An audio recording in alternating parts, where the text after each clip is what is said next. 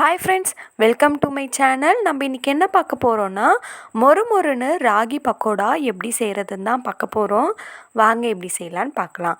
அதுக்கு ஒரு கப் அளவுக்கு ராகி மாவு எடுத்திருக்கேன், 1/2 கப் அளவுக்கு அரிசி மாவு, வெறும் மிளகாய்த்தூள், 3 வெங்காயம் கட் பண்ணி எடுத்து வச்சுருக்கேன், ஒரு பச்சை மிளகாய் வந்து பொடிசாக கட் பண்ணிக்கோங்க, கருவேப்பிலை. வாங்க எப்படி செய்யலான்னு பார்க்கலாம். இப்போ ஒரு கிண்ணம் எடுத்துக்கலாம். கிண்ணத்தில் வந்து நீல வாக்கில் கட் பண்ணி வச்சுருக்க வெங்காயம் சேர்த்துக்கலாம். வெங்காயம் எந்த அளவுக்கு சேர்க்குறீங்களோ அந்த அளவுக்கு நல்லாயிருக்கும் பக்கோடா. இப்போ பொடிசாக கட் பண்ணி வச்சுருக்க ஒரு பச்சை மிளகா வந்து சேர்த்துக்கிறேன். கருவேப்பிலை சேர்த்துக்கலாம். ஒரு கப் அளவுக்கு ராகி மாவு எடுத்திருக்கேன், ராகி மாவையும் சேர்த்துக்கலாம். இதுக்கு 1/2 கப் அளவுக்கு அரிசி மாவு எடுத்திருக்கேன், அரிசி மாவையும் சேர்த்துக்கோங்க. காரத்துக்கு ஏற்ப வெறும் மிளகாய் தூள் வந்து 1 டேபிள் ஸ்பூன் அளவுக்கு சேர்த்துக்கிறேன். தேவையான அளவு உப்பு சேர்த்துக்கலாம். சேர்த்துட்டு ஃபஸ்ட்டு தண்ணி இல்லாமல் நல்லா பிசைஞ்சு எடுத்துக்கலாம். ஏன்னா வெங்காயமே வந்து நல்லா தண்ணி விடும், அதனால் நல்லா கலந்து விட்டுக்கோங்க. இந்த அளவுக்கு நல்லா கலந்த பிறகு கொஞ்சம் கொஞ்சமாக தண்ணி தெளித்து பிசைஞ்சு விடுங்க.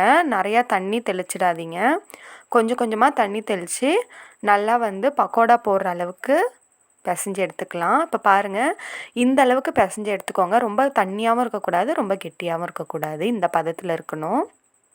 இப்போ பொரிச்சு எடுத்துடலாம். அதுக்கு ஒரு கடாய் வச்சுக்கலாம். கடாய் சூடான பிறகு பக்கோடா பொரிக்கிறதுக்கு தேவையான அளவு எண்ணெய் சேர்த்துக்கோங்க. எண்ணெய் நல்லா சூடாகட்டும். அதை வந்து சூடாயிடுச்சான்னு பார்க்குறதுக்கு கொஞ்சமாக வந்து மாவு போட்டு பார்க்குறேன். நல்லா வந்து நமக்கு இது மாதிரி மேல் வந்து வந்த பிறகு மாவு கொஞ்சமாக எடுத்து இது மாதிரி உதிரியாக வந்து பக்கோடாவாக வந்து போட்டிடுங்க.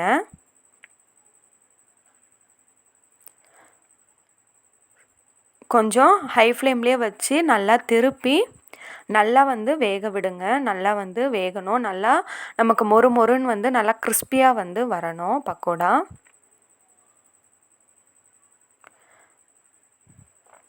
இப்போ இதோட பபுள்ஸ்லாம் அடங்கின பிறகு எடுத்துடலாம். இப்போ உங்களுக்கு எடுத்து இது மாதிரி கரண்டியில் எடுக்கும் போதே உங்களுக்கு தெரியும் நல்லா கிறிஸ்பினஸ்ஸாக இருக்கிறது. இப்போ எடுத்துடலாம்.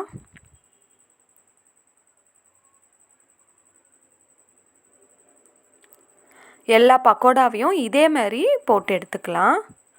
எல்லாமே வந்து பொரித்த பிறகு உங்களுக்கு காமிக்கிறேன்.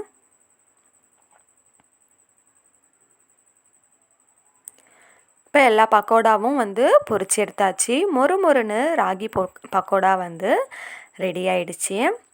இது ஈவினிங்க்கு வந்து சூப்பரான ஒரு ஸ்நாக்ஸு. இது கூட ஃபில்டர் காஃபி வச்சு சாப்பிட்டு பாருங்கள், ரொம்பவே வந்து சூப்பராக இருக்கும்.